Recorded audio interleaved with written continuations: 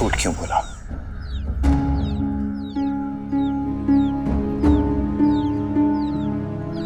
तुमने सबसे झूठ बोला क्यों? तो और क्या करती मैं? इतने सालों से सबका ताना सुन रही हूँ कि मुझे बच्चा नहीं होता। आपके घर वाले आपकी दूसरी शादी कराना चाहते थे। परेशान हो गई थी मैं, रोज प्रार्थना करती थी। और इतने सालों बाद जब मैं गर्भवती हुई तो सब लोग बहुत खुश थे। और जब बच्चा मेरा मर गया तो मैं डर गई कि कहीं आप मुझे छोड़ ना दे। और इस बच्चे को गोद में उठा लिया ताकि सब लोग ये समझे कि ये मेरा बेटा है।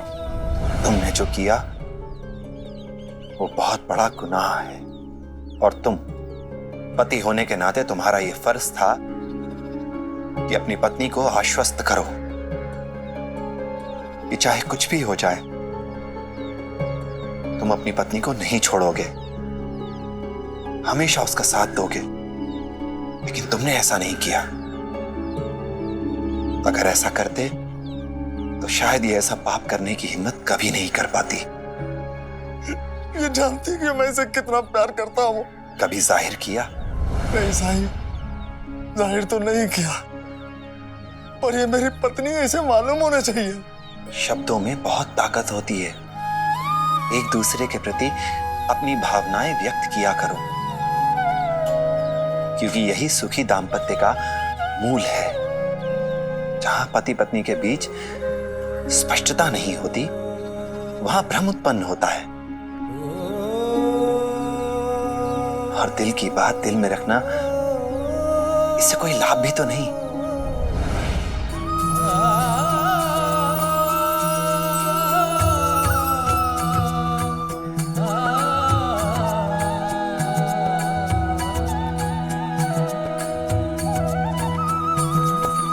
आया हूँ साई मोरे बीच मझधार, तुम ही लगा दो साई तुम ही पार।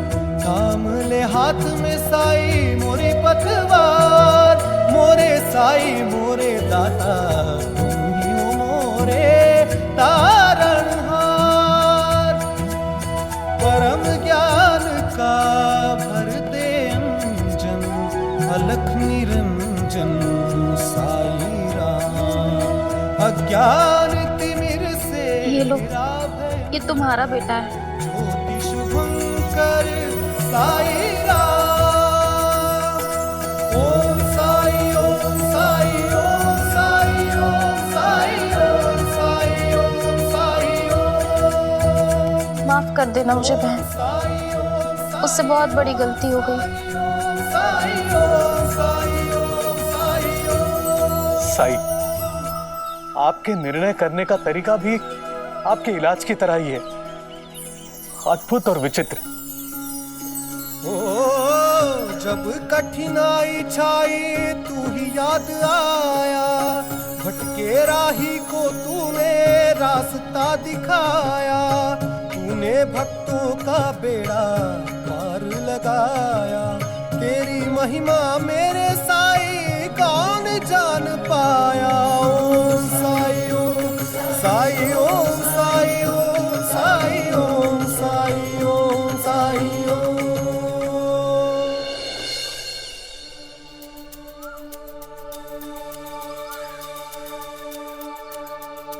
और तात्या, मैंने सुना आज जन्मदिन है तुम्हारा। नए नए कपड़े, सुबह सुबह पूजा।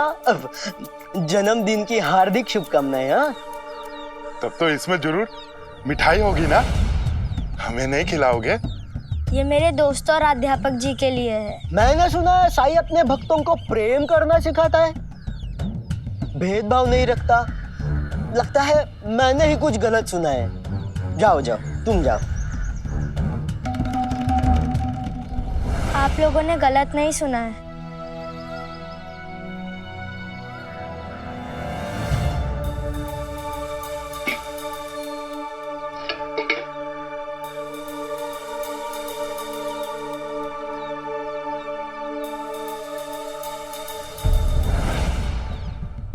एक से मेरा क्या होगा?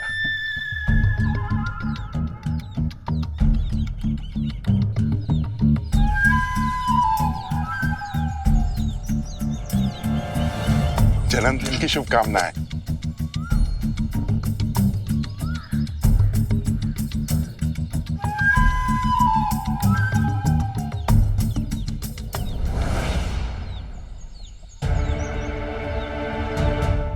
अंता जी, अपना काम हो गया। जैसे ही मिठाई निकले ताता थैली के अंदर हाथ डालेगा, बिच्छू उसे डंक मार देगा। और ये घटना पाठशाला में होगी। फिर तो गांव वालों को यही लगेगा कि पाठशाला जंगल में होने के कारण ये दुर्घटना घटी। फिर तो पाठशाला हमेशा के लिए बंद बंद बंद। और सबक मिलेगा माधव और अप्पा को। बड़े साई के भक्त बनते हैं ना दोनों। अब मैं भी देखता हूँ साई क्या करता है।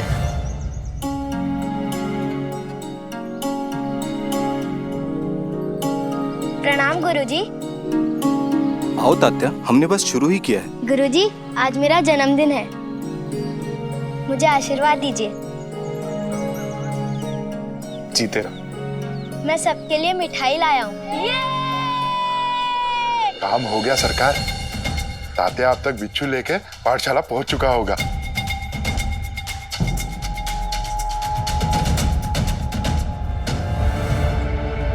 बस कुछ ही पलों में समाचार आएगा कि बिच्छू के डंक मारने से तात्या की मृत्यु हुई।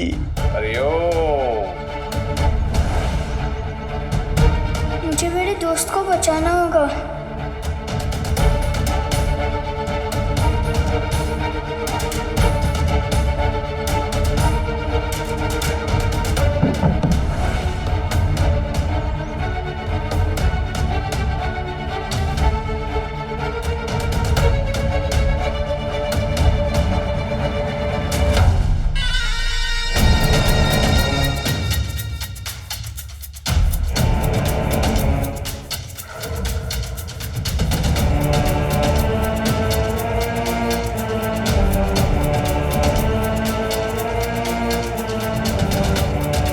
मेरी आंखों में धूल झोंक के कहां जा रहा था तू?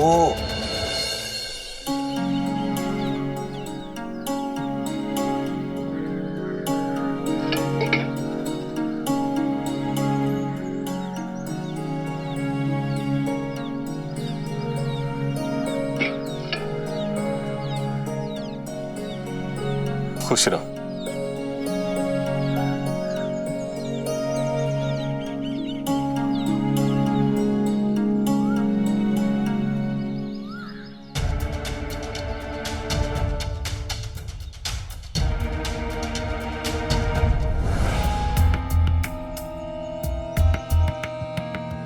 कितने बार समझाया है तुम्हें? मेरी अनुमति के बिना तू घर के बाहर कदम नहीं रखेगा।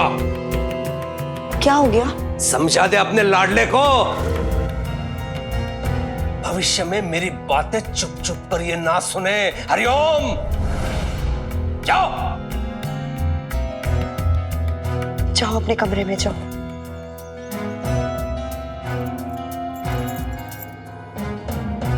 जाओ, जाके देखो तुम्हारी योजना सफल हुई कि नहीं। हरिओम। जी सरकार।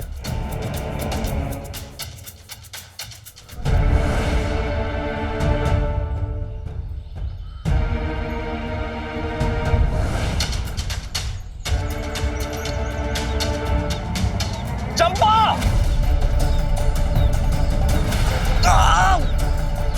क्या हुआ गुरुजी?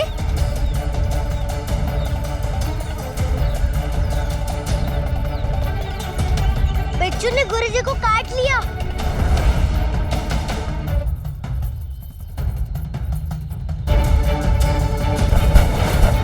गुरुजी, गुरुजी, गुरुजी, तुम लोग यहाँ रुको गुरुजी के पास।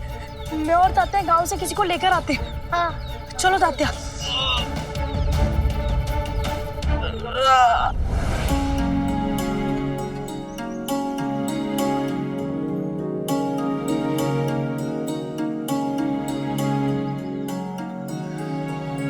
बहुत ही बेहतरीन कारीगरी।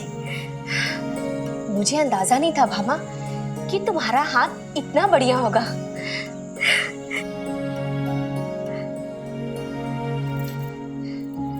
ये रख लो। अरे इतनी जल्दी क्या है? जब बाजार में बिक जाएगा तब दे देना। पैसों की हम सभी को जरूरत होती है और मैं कोई उधार या कर्ज थोड़ी ना दे रही हूँ, तुम्हारी मेहनत का है। रख लो।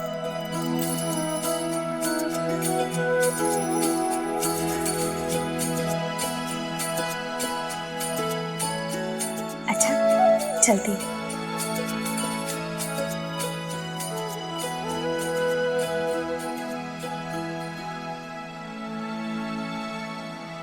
मैंने कहा था ना, सब अच्छा ही होगा।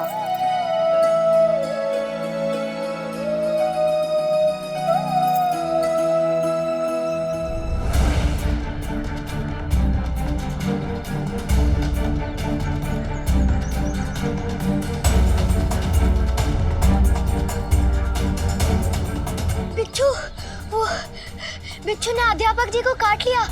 बाजी चलिए चलो।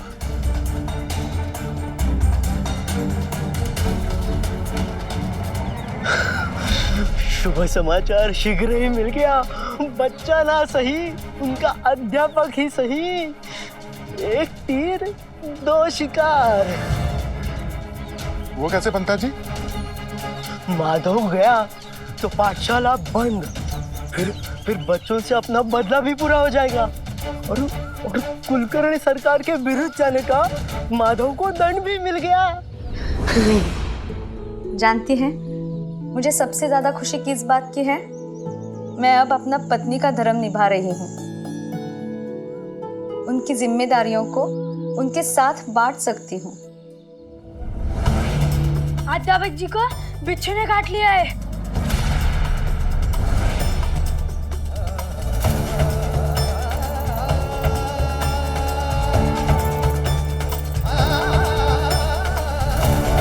भामा, भामा, भामा, भामा, भामा उठो। हे भगवान, आप भामा के साथ रहिए, मैं देख कर आती हूँ।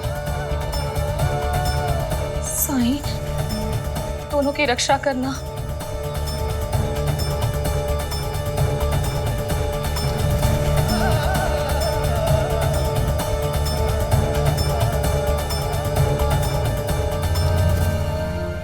भामा उठो।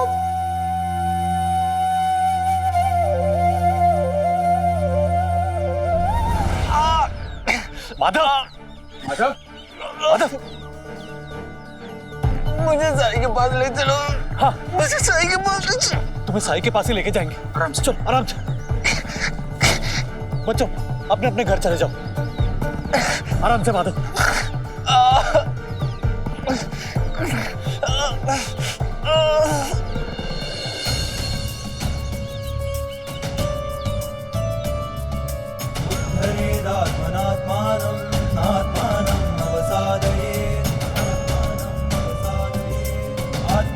आत्मनो बंधु आत्मैव रिपुरात्मनः आत्मैव रिपुरात्मनः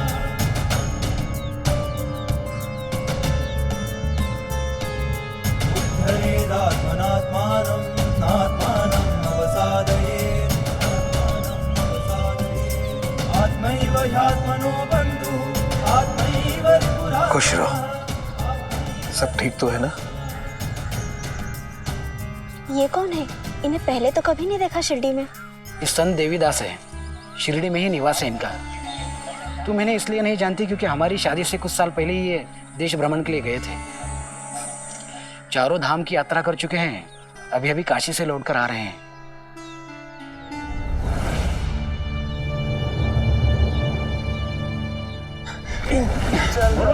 हटिए, रास्ता दो। हटो, हटो सामने से। हटो। साई के पास ले चलो। हाँ माधव, हम जल्दी साई के पास पहुंच जाएंगे, चिंता मत करो। ये मालसापति और अप्पा पाटिल किसे ले जा रहे हैं?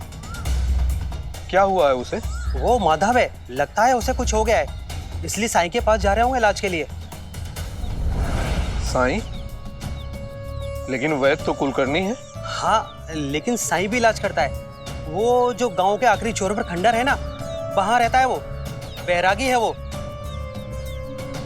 और गांव के बहुत से लोग सम्मान करते हैं उसका, खास करके मालसा पति और अप्पा पाटिल का परिवार।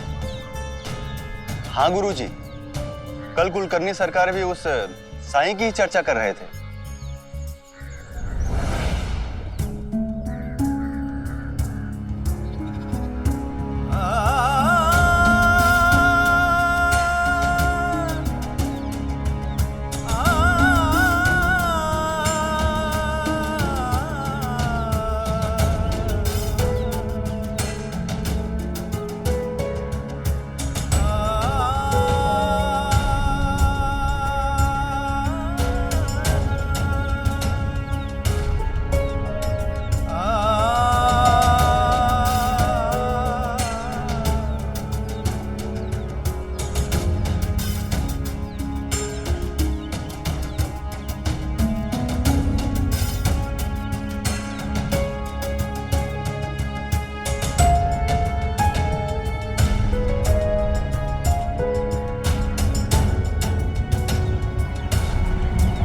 नीचे उतर।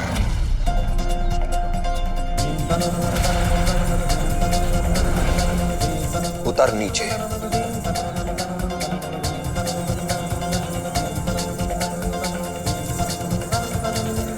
ये आज साई को क्या हो गया? कुछ समझ नहीं आ रहा। साईं माधव को सीढ़ियां चढ़ने से क्यों रोक रहे? नीचे उतर।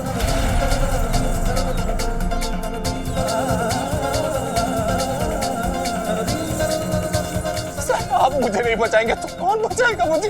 मैंने कहा नीचे उतर। आप क्या कर रहे हैं साई? आप माधव को क्यों डांट रहे हैं?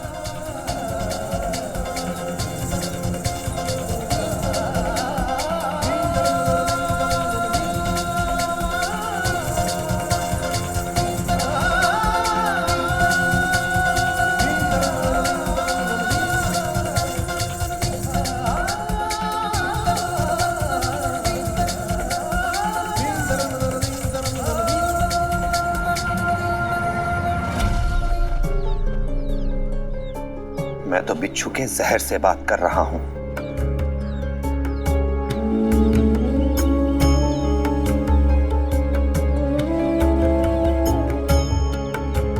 देखो जहर कैसे चढ़ता जा रहा है। मैं कह रहा हूं लेकिन मेरी बात भी नहीं सुन रहा है।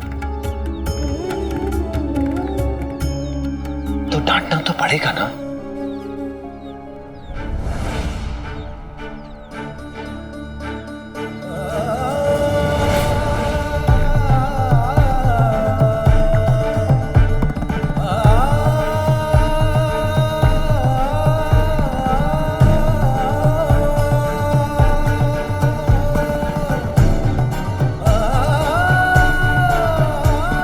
शरीर के कई हिस्सों में फैल चुका है, इसलिए जरूरी यह है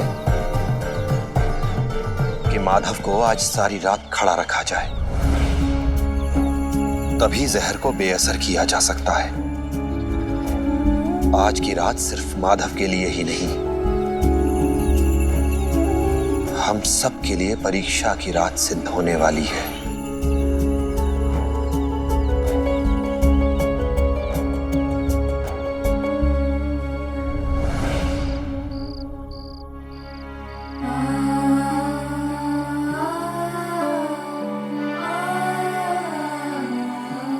भामा, आराम से। कहाँ है वो? कैसे है वो? सच सच बता दो मुझे। भामा तुम चिंता मत करो, माधव द्वारका माई में है और वहाँ सब है उसकी देखभाल के लिए। मुझे जाना है वहाँ, मुझे मिलना है उनसे। हम जाएंगे लेकिन अभी नहीं, तुम्हारी तबीयत ठीक नहीं है। मुझे मिलना है उनसे, मुझे जाने दो।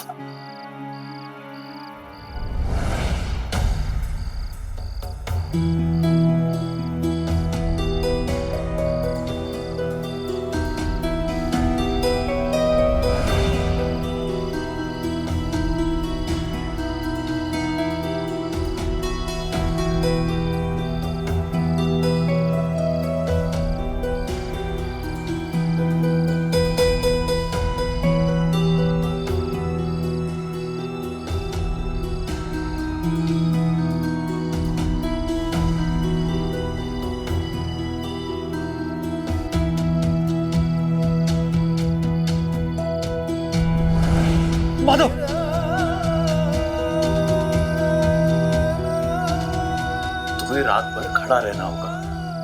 हिम्मत मत हारो। माधव, तुम्हें खुद खड़े रहने का प्रयास करना होगा। तुम्हारे शरीर में तनाव बना रहना जरूरी है। अगर किसी का सहारा लेकर खड़े होगे तो होश खोने की संभावना ज्यादा है।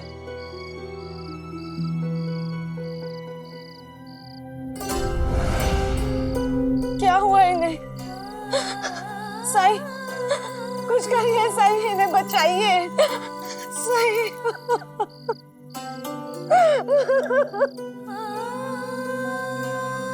भामा, कुछ नहीं होगा मुझे, भरोसा रखो तुम। भामा, इस समय माधव को अपनी सारी ऊर्जा अपने शरीर में फैले विष से लड़ने में लगानी है। तुम्हें अपने सामने परेशान देखकर इसका मन विचलित हो जाएगा, ऊर्जा बढ़ जाएगी इसकी। तुम घर जाओ, इसकी चिंता मुझ पर छोड़ दो।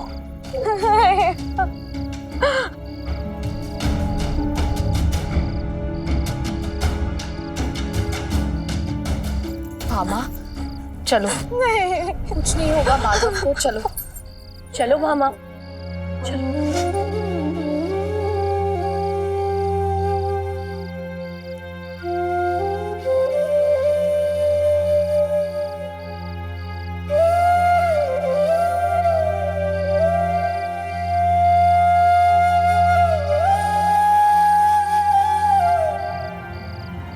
माधव, माधव,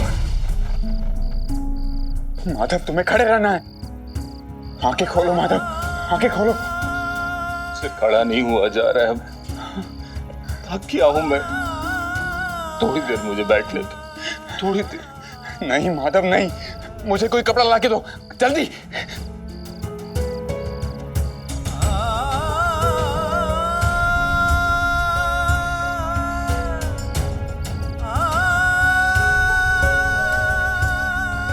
माफ करना माधव, लेकिन ये एकमात्र उपाय है तुम्हें खड़े रखने का। इसे जगाए रखने के लिए हम सब आज पूरी रात भजन करेंगे।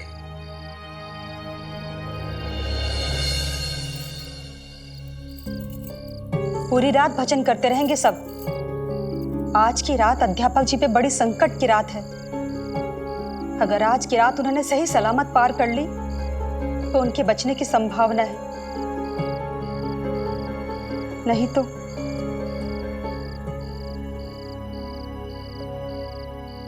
अगर मैं पिताजी से छुपकर निकल पाया होता तो ऐसा नहीं होता। क्या हुआ केशव? अगर अध्यापक जी से मिलकर मैं उन्हें बताता तो। क्या बताता?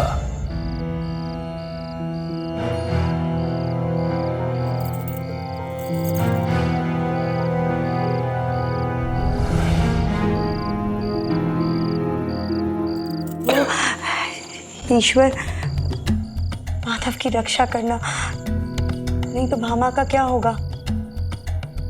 केशव, जाओ तुम सो जाओ, जाओ। मेरे आदेशों की अवमानना करने से पहले यह सब सोचना चाहिए था माधव को। हरिओम। मुझे नीचा दिखाने के लिए जंगल में पाठशाला खोली उसने। जंगल और जोखिम ना हो ये कैसे संभव है? काट लिया बिच्छू ने, वो भी काला वाला बिच्छू, बड़ा वाला। आपको कैसे पता बिच्छू काला था और बड़ा था? हरिओम। शिरडी का मुखिया हूं मैं। कौन? मुखिया। विस्तृत जानकारी होती है मेरे पास हर छोटी से छोटी घटना की। समझी? हरिओम।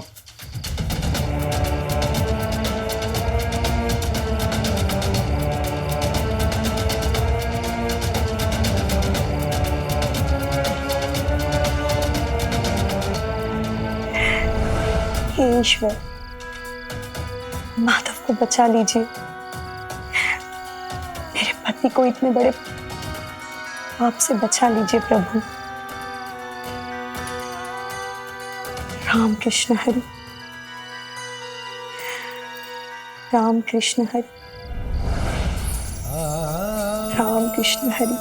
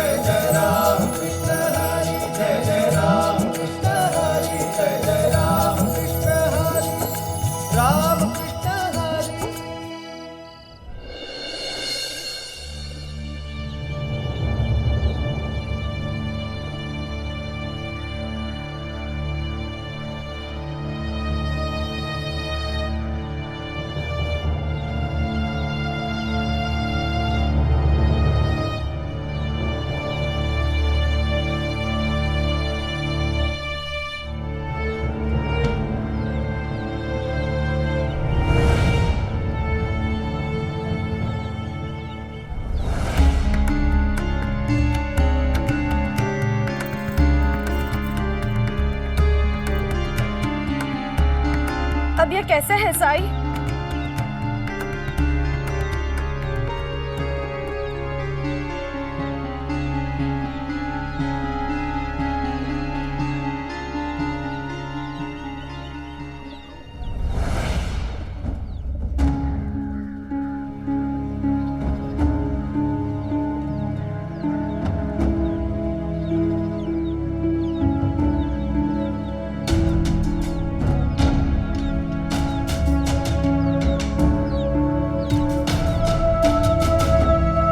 खोल दो इसे।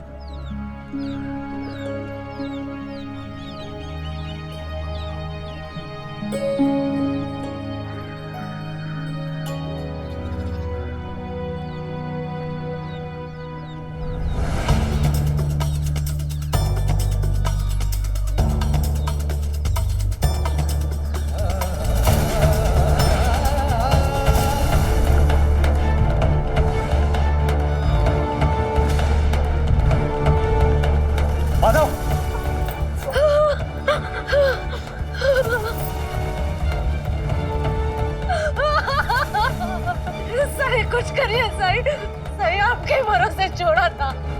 कुछ कीजिए साई, कुछ कीजिए, बचा लीजिए साई ने, बचा लीजिए।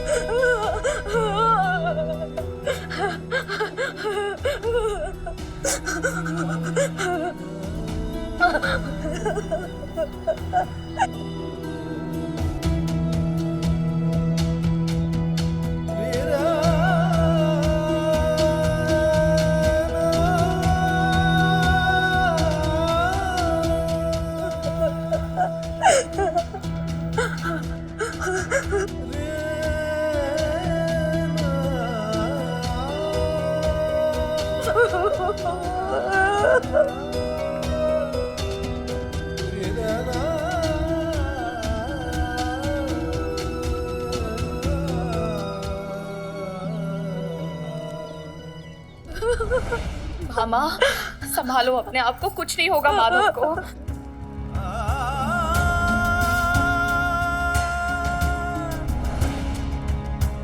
लगता है इस बार देर हो गई हमें। पानी में पैर डुबोने से अब क्या फायदा होने वाला है? ना उसकी सांसें चल रही है, ना धड़कन।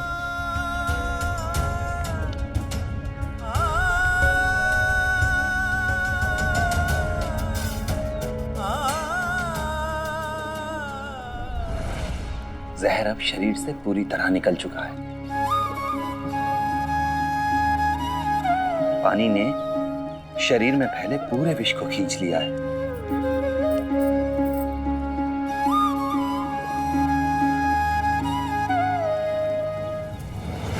साई, लेकिन इनकी सांसें तो अभी भी बंद है।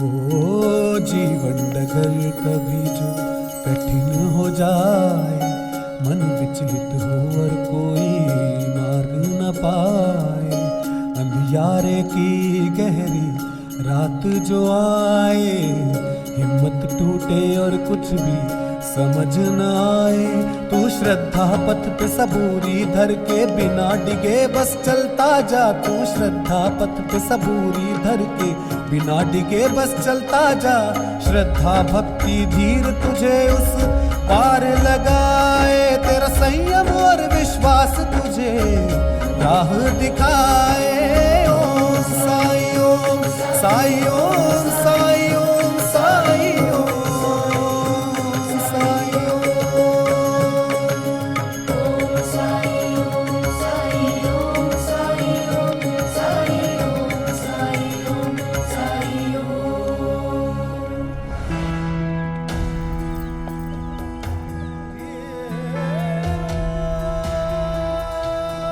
उठो श्यामा,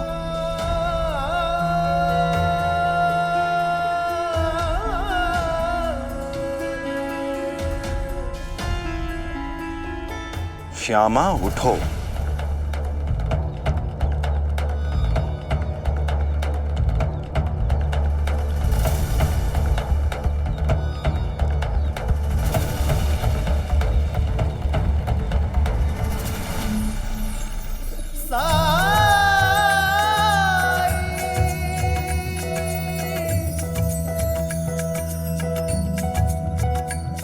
भवसागर तर दे, घन दुख के हर दे, तुम कृपा सिंधु दे अमृत बिंदु, अलग उजियारे दीनों के सहारे।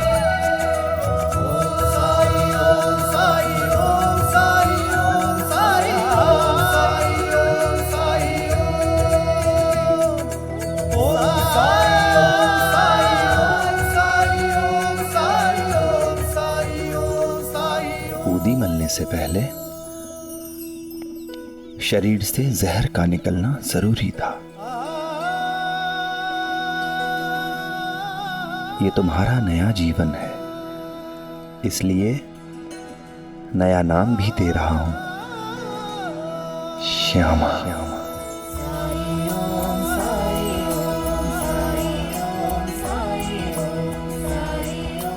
आज से लोग तुम्हें इसी नाम से जानेंगे।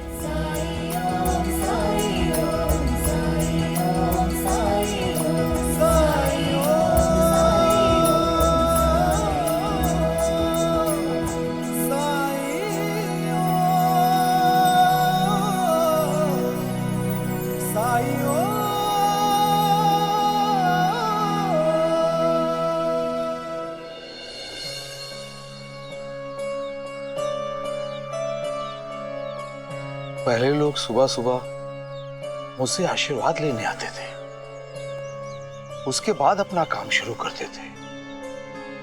आज कोई आया नहीं। शायद इसलिए नहीं आए होंगे स्वामी जी, क्योंकि सभी लोग वो जो गांव के बाहर वाला खंडर है ना, उसमें रात भर भजन कर रहे थे।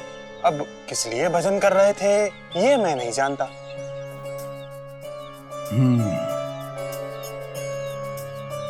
शिरडी की हवा कुछ बदली बदली सी लग रही है। जिसकी श्रद्धा और भक्ति थी मुझ पर, वो भी मुझसे भेंट करने के लिए नहीं आए। हरिओम।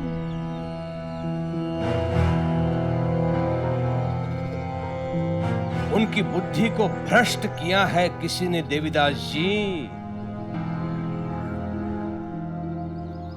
स्वीकार कीजिए।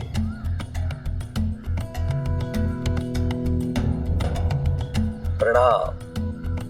खुश रहिए। किसने किसकी बुद्धि को भ्रष्ट कर दिया? मालसापति और अप्पा पाटिल जैसे लोग कम है क्या शिरडी में, जो आपको मानते थे लेकिन इन दिनों उस पाखंडी के भक्त बन चुके हैं वो, और उस पाखंडी का नाम है साईं। कल कोई मुझे बता रहा था उसके बारे में, लेकिन आपके रहते भला कोई पाखंडी किसी को अपना भक्त बनाए, ये कैसे हो सकता है? तर्क से लड़ सकता हूं मैं देवीदास जी, लेकिन काला जादू, उससे कैसे लड़ूं? इतना सिद्ध नहीं हूं मैं।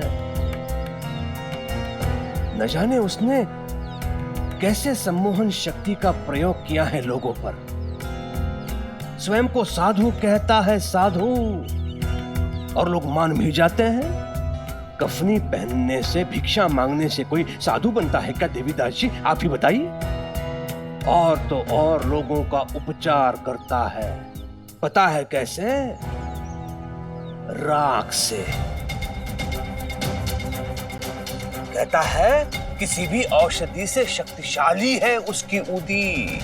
हरिओम। और वशीकरण से वशीभूत लोग मान भी जाते हैं। सर्वे सर्वा बन बैठा है शिरडी का देवीदास जी, वो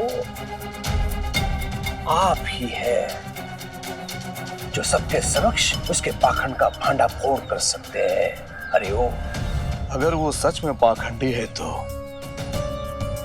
उसके लिए शिरडी में कोई जगह नहीं, परंतु इसकी सत्यता का पता मैं स्वयं लगाऊंगा। रुको, कहाँ चल दिए सबके सब? द्वारिका माई। अध्यापक मर गया क्या? साईं ने माधव की जान बचा ली है, उसे नया जीवन दिया है, और नया नाम भी, श्यामा। साईं। हाँ, गई भैंस पानी में। इससे पहले सरकार को कुछ पता चले, हमारी भागने में ही भलाई है अंता जी। हाँ पंता जी, चलिए गांव छोड़ ही देते हैं। चलिए।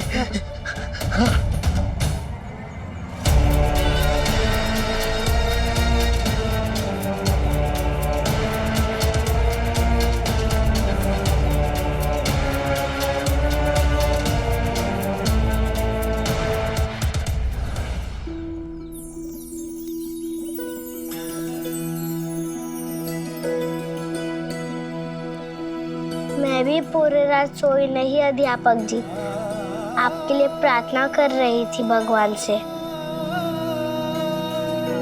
मैं आपके एहसानों का कर्ज कैसे चुकाऊंगी? आपने अपने प्राणों को दांव पर लगाकर मेरी बेटी की जान बचाई। हम सब किस्मत वाले हैं कि आप जैसा अध्यापक हमारे गांव में है, जिसने सब कुछ खो दिया लेकिन बच्चों को पढ़ाने का जिम्मा कभी नहीं छोड़ा। अब हम गांव वालों को भी अपना कर्तव्य निभाना चाहिए। हम गरीब हैं, लेकिन किसी तरह अपना पेट तो पालते हैं ना, तो फिर हमें बच्चों की पढ़ाई का खर्च भी उठाना चाहिए। सही कहा तुमने। हमारे बच्चों को कोई मुफ्त में क्यों पढ़ाएगा, और कब तक? हम सब गांव वालों को मिलकर ये तय करना होगा कि अध्यापक जी को नियमित रूप से मेहनताना मिलता रहे। इसके लिए पहल हमें ही करनी होगी। अध्यापक जी जहाँ रहते थे वो मेरा घर है। वो कुलकर्णी सरकार के पास गिरवी पड़ा है। क्यों ना हम सब गांव वाले मिलकर उसे छुड़ा लें, ताकि अध्यापक जी अपना विद्यालय पुनः उसी जगह शुरू कर सकें। ये तो बहुत ही अच्छा सुझाव है। आपका बहुत बहुत शुक्रिया। देखा श्यामा, पहले तुम कुलकर्णी सरकार के मुलाजिम थे, पर आज गांव वालों ने गांव के विद्यालय का अध्यापक नियुक्त किया है तुम्हें।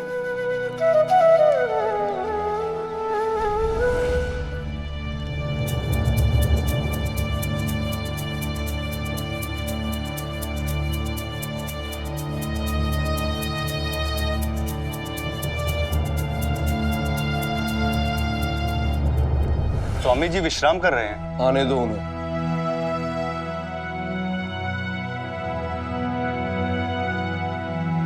चरण स्पर्श गुरु जी। रहने दो, दिखावे की आवश्यकता नहीं है। श्रद्धा प्रेम होता अगर तुम लोगों के दिल में, तो बिना बुलाए आ गए होते। शोभा यात्रा में तुम लोगों ने हमारी तरफ देखा ही नहीं। मैं क्षमा चाहता हूँ गुरुजी, लेकिन ये हमने जानबूझकर नहीं किया। हमने तो आपको देखा तक नहीं। अगर आपने हमें देखा था तो ये जरूर देखा होगा कि हम अपने साथ किसी को लेके जा रहे थे। वो अध्यापक जी थे, उन्हें बिच्छू ने काट लिया था और इसलिए जल्द से जल्द हमें द्वारका माई पहुंचना था, क्योंकि साईं उन्हें ठीक कर सकते थे। और फिर वहां पहुंचने के बाद साईं ने हम सबको पूरी रात भर वहीं रुकने को कहा। मतलब साईं उपचार करता है, ये तो स्पष्ट हो गया, लेकिन कुलकर्णी तो कह रहा था कि साईं काला जादू करता है। ये मुझे मालूम करना होगा। खैर जाने दो। तुम लोगों को बुलाने के पीछे मेरा उद्देश्य ये था कि मारुति मंदिर में मैं फिर से रामायण का पाठ शुरू करना चाहता हूँ, वैसे ही जैसे मैं पहले किया करता था। मेरे ना रहने पे तुम लोगों को कमी खलती रही होगी ना। वैसे साईं हर एकादशी को वहां भजन कीर्तन करते हैं और गांव के सभी लोग वहां उपस्थित होते हैं। अगर रामायण पाठ भी होगा तो सबको बहुत अच्छा लगेगा। हम साईं से बात करते हैं और फिर बारी बारी कीर्तन और रामायण पाठ दोनों कर सकते हैं। साईं साईं साईं, अब मारुति मंदिर में पाठ करने के लिए उसे पूछने की आवश्यकता पड़ेगी तुम लोगों को। अब उसकी आज्ञा के बिना मैं रामायण का पाठ भी नहीं कर पाऊंगा। आजकल तुम्हारे जीवन का हर फैसला, हर छोटा बड़ा निर्णय वो साईं लेने लगा है। जो कुछ समय पहले इस शिरडी में आया और जो शिरडी का है भी नहीं। गुरुजी, याद है आपको वो बाल योगी जो बरसों पहले ध्यान अवस्था में नीम के पेड़ के नीचे बैठा हुआ मिला था? ये वही बाल योगी है गुरुजी। कुलकर्णी उसी समय से तुम लोगों को समझाने की कोशिश कर रहा है कि साईं पाखंडी है और तुम लोगों के सच को स्वीकार करना ही नहीं चाहते। साईं कहेगा तो करोगे और साईं नहीं कहेगा तो नहीं करोगे। हैं? ऐसा नहीं है गुरुजी। साईं हमें कुछ करने से रोकते टोकते नहीं है। उनसे एक बार जो मिलता है बस उन्हीं का होके रह जाता है। आप भी उनसे जब मिलेंगे ना, आपको भी यही एहसास होगा गुरुजी। मेरे साईं श्रद्धा और सबूरी का पाठ पढ़ाते हैं। न जाने ऐसे कितने लोग हैं जिनका बेड़ा पार लगाया उन्होंने। भक्तों को सही राह दिखाते हैं, मुफ्त में इलाज भी करते हैं। कई चमत्कार किए हैं उन्होंने गुरुजी। लोगों की आंखों की रोशनी वापस लाई है, पानी से दीपक जलाया है उन्होंने, और उदी से न जाने कितने लोगों को दूर भगाया है साईं ने। ऐसे हैं हमारे साईं। तुम लोगों के बारे में कुलकर्णी गलत नहीं कह रहा था। ये लोग उसका काला जादू देखकर चमत्कार मान बैठे हैं। अब तो साईं से मिलना पड़ेगा। ऐसे लोग शिरडी में नहीं रह सकते।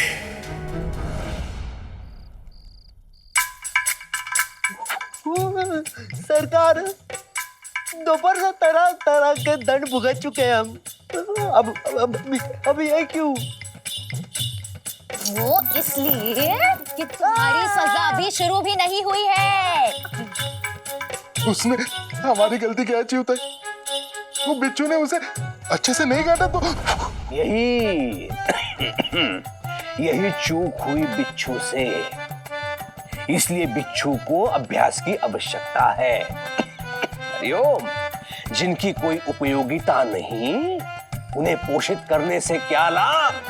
ऐसे लोग काम की न काज के, दुश्मन अनाज के। हो सकता है माधव के भांति इनको भी नया जीवन मिले जो इनके लिए सार्थक सिद्ध हो।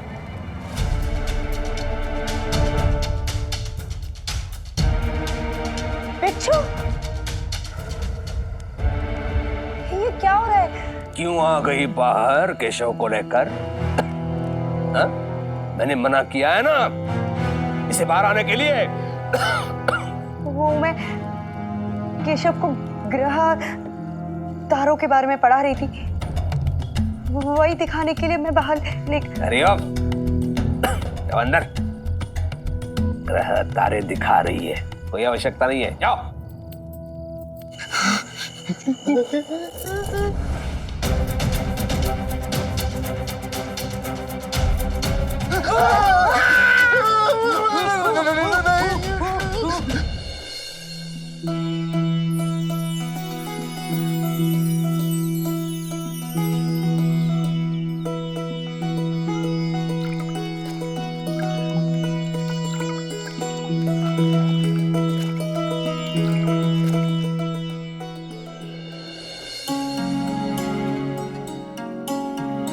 कोई सामान छूटना नहीं चाहिए। जी गुरुजी। बहुत दिनों के बाद खंडोबा मंदिर जा रहा हूं पूजा करने के लिए। जब मैं वहां पूजा करता हूं तो पूरी सीढ़ी इकट्ठा हो जाती है।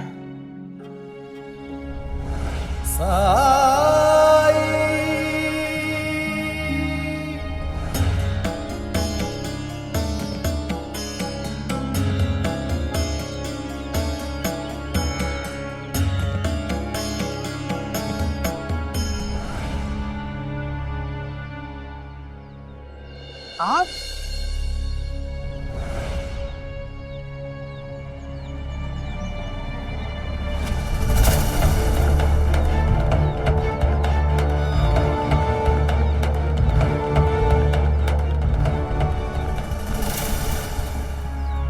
राम जी भला करें।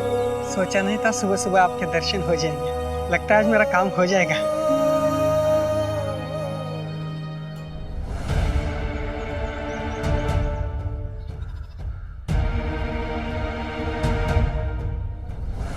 गुरुजी आप।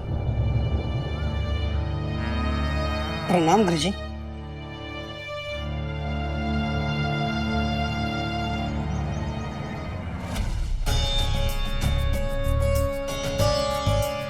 तो तुम साईं हो?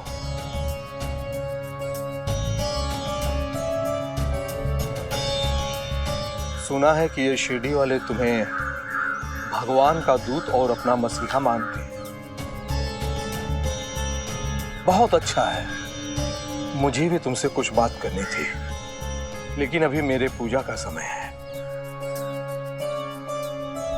पूजा तो कहीं भी की जा सकती है, यहीं पर पूजा कर लीजिए। यहाँ? यहाँ कहाँ? आसपास तुमने कोई मंदिर बनवाया है? ईश्वर तो कण कण में व्याप्त है, उसने हर जगह मंदिर बना रखा है। वो तो इंतजार करता है इस बात का कि कोई उसे सच्चे मन से याद करे, श्रद्धा से याद करे। तो बस पूजा कहीं भी हो जाती है।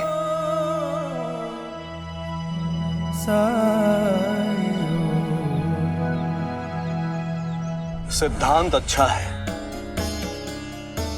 लेकिन तुम जैसों के लिए जिसका कोई दीन धर्म नहीं है। सही कह रहा हूं ना मैं?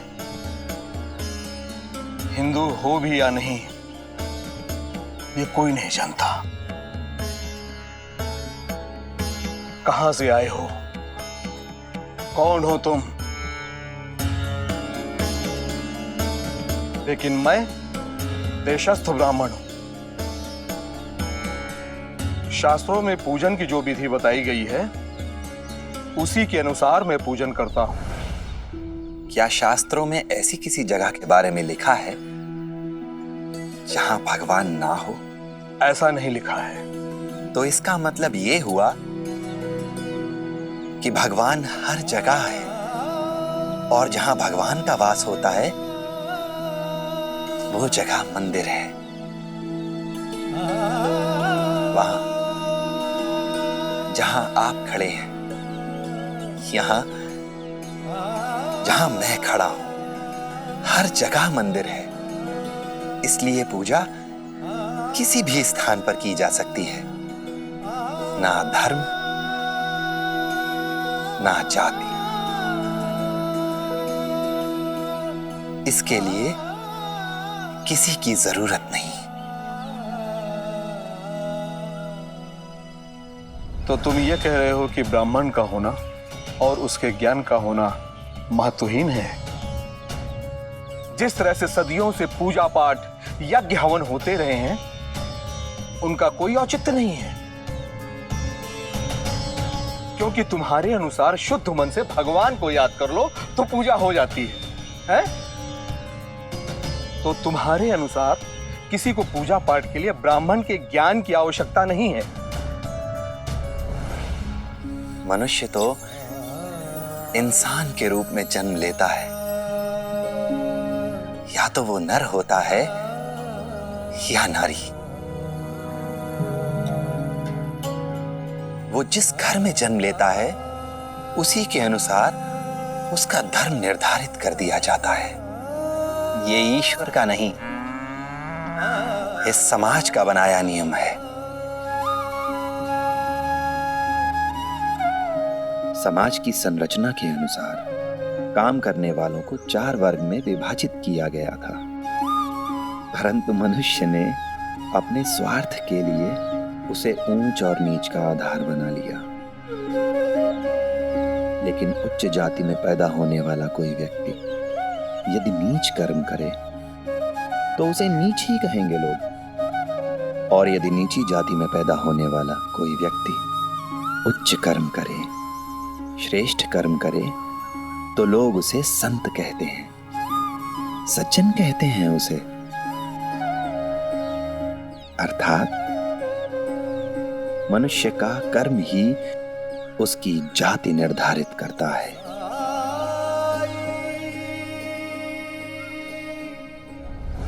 तो कर्म के आधार पर बात कर रहे हो, तब तो तुम्हें यह स्वीकार करने में कोई आपत्ति नहीं होनी चाहिए कि समाज में सबसे ज्यादा शिक्षित और ज्ञानी ऊंची जात के लोग होते हैं, जिन्होंने वेदों का अध्ययन किया है। ज्ञानी वो है जो हर परिस्थिति में अपने कर्तव्य का निर्वाह करता है।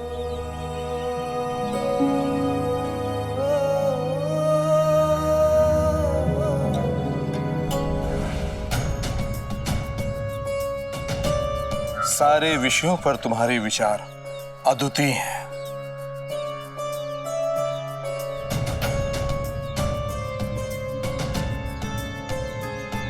अगर ज्ञान का मूल कर्तव्य पालन है तो मुझे बताओ, सबसे बड़ा कर्तव्य क्या है?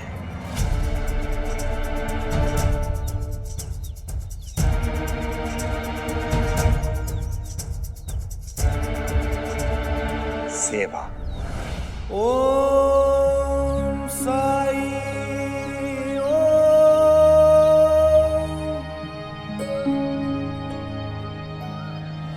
सब सेवा करेंगे तो कमाएगा कौन? यही कारण था कि जिसकी वजह से वर्ण व्यवस्था की गई थी, क्योंकि हर व्यक्ति हर काम नहीं कर सकता है। हम अपना कर्म करते हुए भी तो सेवा कर सकते हैं। एक ग्वाला दूध बेचकर अपनी आजीविका कमाता है, परंतु अगर वो बिना मूल्य लिए किसी को थोड़ा सा दूध दे दे तो ये सेवा ही तो है। एक किसान अपनी उपज में से अपनी जरूरत का भाग निकालकर बचे हुए में से कुछ भाग अगर किसी भूखे को खिलाता है तो ये सेवा है। अगर उस परमात्मा ने आपको आपकी आवश्यकता से अधिक दिया है और आप उसमें से कुछ भाग किसी जरूरतमंद को देने के लिए तत्पर हैं। फिर चाहे वो धन हो, अन्न हो या फिर श्रम, किसी दूसरे को देने के लिए तत्पर रहते हैं तो ये सेवा ही है। और ये सेवा इंसान की सेवा नहीं, उस परमात्मा की सेवा है।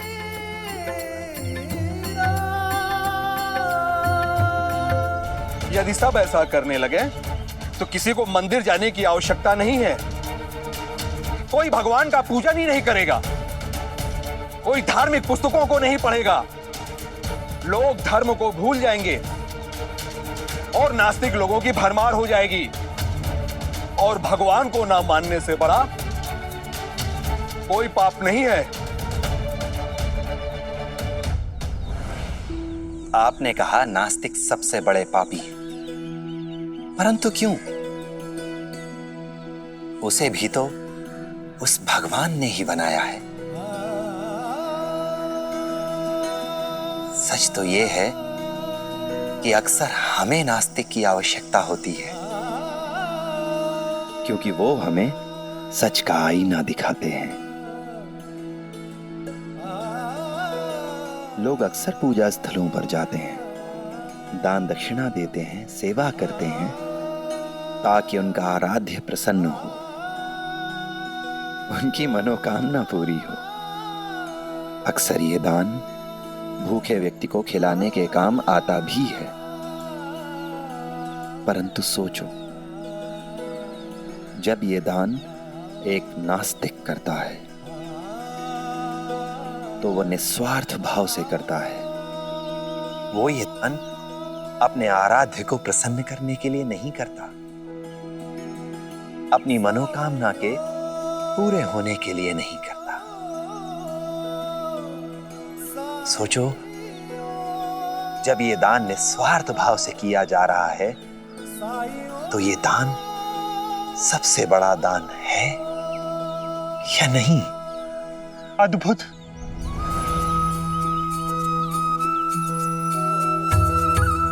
स्वामी जी के साथ मैंने देश भ्रमण किया, लोगों के शास्त्रार्थ सुने मैंने। सभी ज्ञानी शास्त्रों में दी गई बातों का उल्लेख करते हैं, लेकिन आपने इतने जटिल विषय को इतनी सरलता से समझा दिया।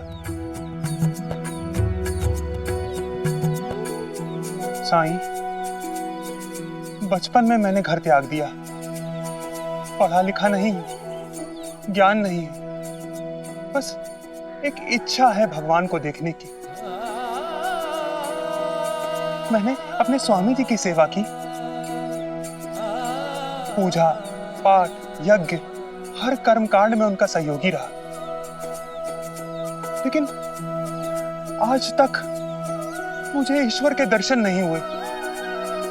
आपने उन्हें देखा है क्या? आप मुझे दिखा सकते हैं भगवान को?